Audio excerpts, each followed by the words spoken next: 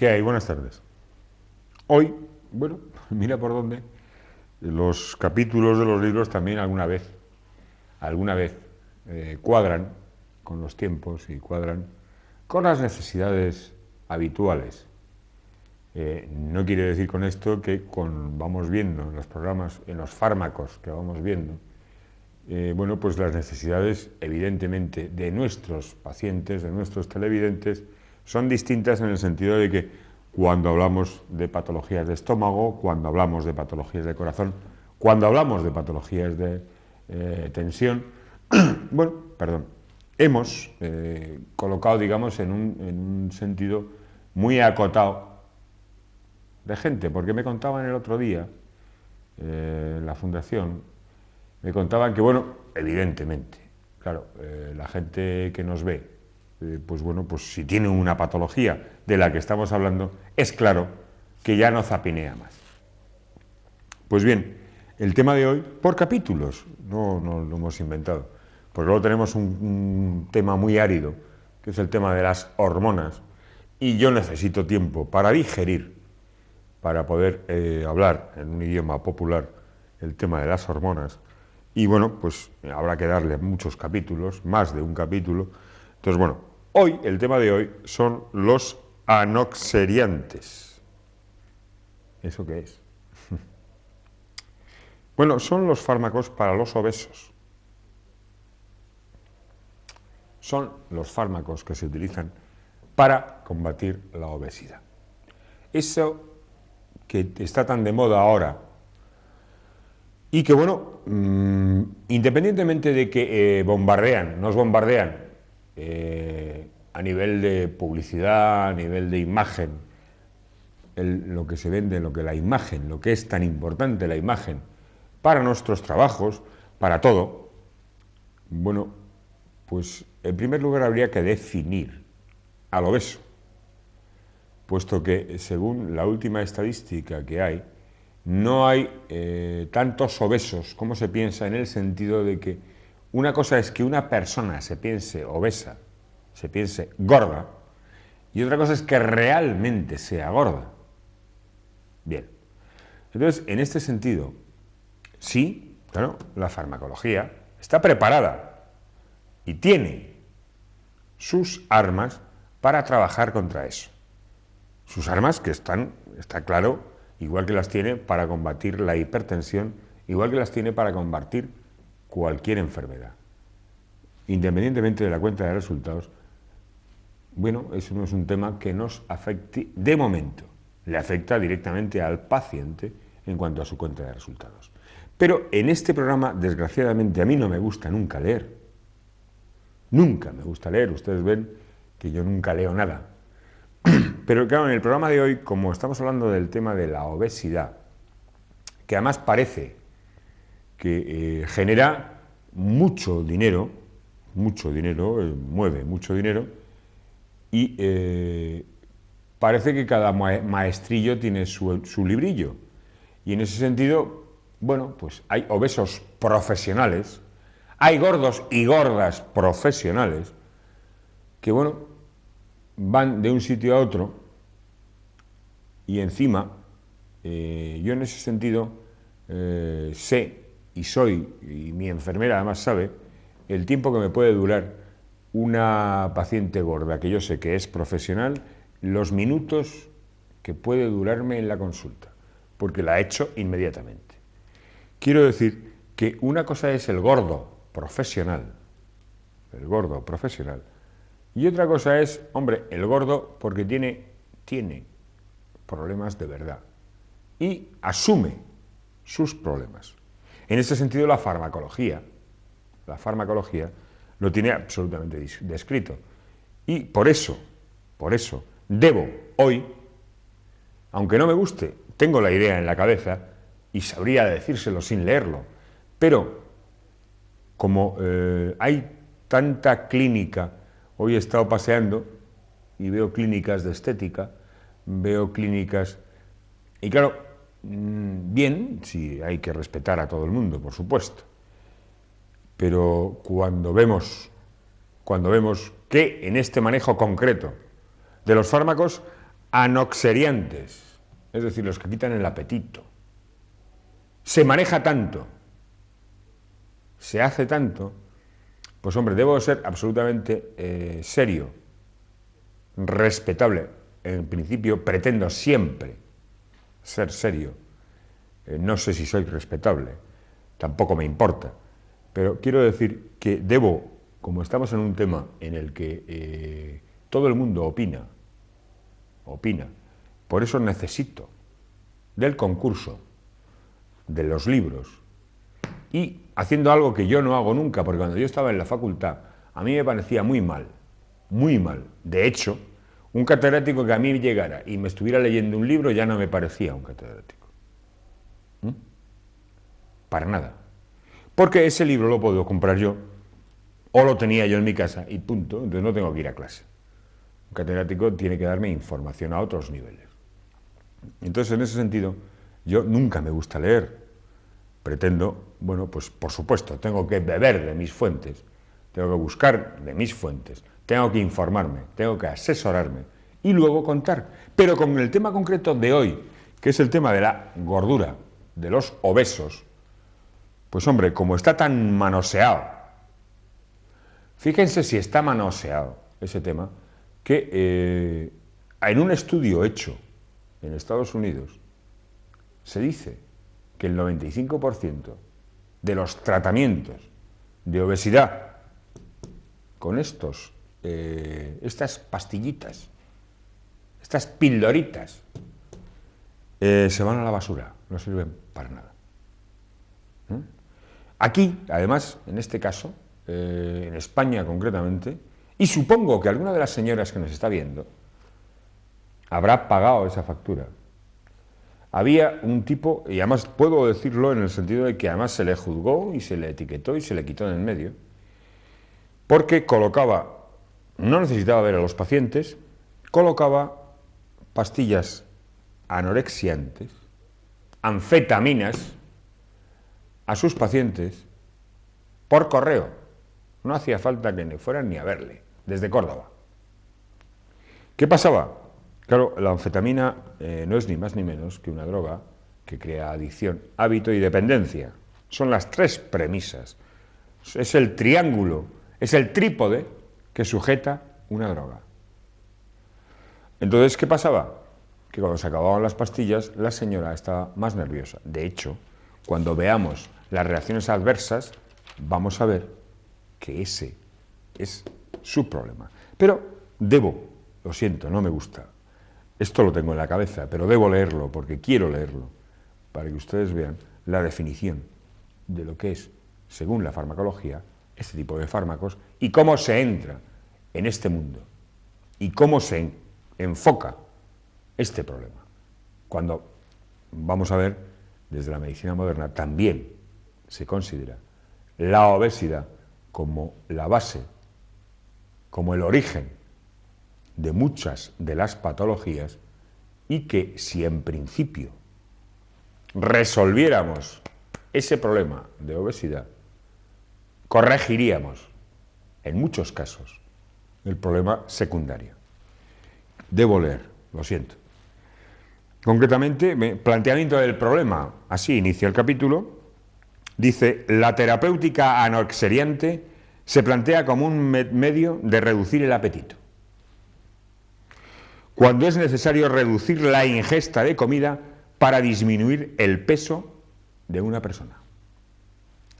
Esto significa que la obesidad se considera un elemento negativo para la salud, por cuanto puede contribuir a la mortalidad de enfermedades como la cardiopatía isquémica, la hipertensión, los accidentes cerebrovasculares, la diabetes no dependiente de insulina, las hipertriglicemias, lo del colesterol y todas esas cosas, la insuficiencia respiratoria, etc. Además, puede restringir la actividad física en tal grado que interfiera la realización del ejercicio mínimamente necesario. No es de desdeñar tampoco el problema psicológico que puede plantear en personas dependientes de su propia imagen, sobre todo en una sociedad que prima estéticamente la delgadez como es nuestra sociedad actual. Bien, este es el principio, ¿no? Luego dice, en cuanto a el enfoque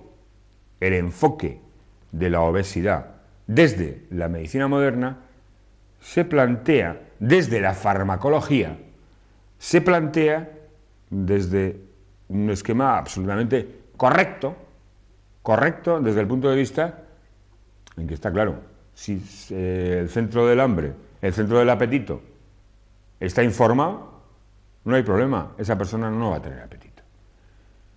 Se controla el tema y se plantea, además en el mismo libro se plantea, de que, bueno, está claro, lo que hay que hacer es que ese paciente ingiera, meta a su organismo menos calorías de las que gasta.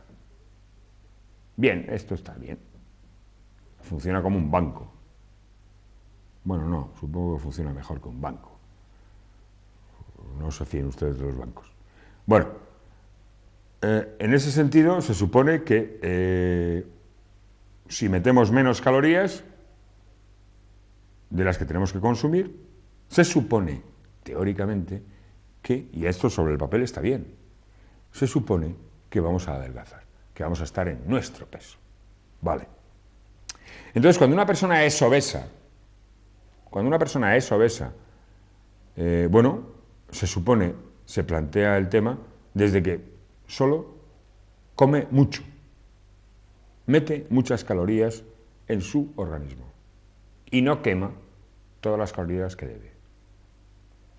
Vale. Y las anfetaminas, que son los fármacos a los que nos estamos refiriendo, lo que pretenden, lo que hacen es deprimir el centro del hambre. El hipotálamo es una cosa que está en la cabeza. No vamos ahora a hacer una clase de anatomía.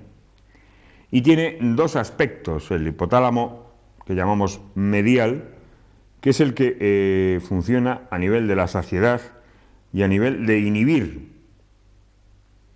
la sensación de hambre. Y luego hay otro hipotálamo lateral que lo estimula. Son polos opuestos. Uno anula y el otro estimula. La base de estos fármacos es trabajar sobre el centro que nos anula la sensación de hambre, nos inhibe la sensación de hambre.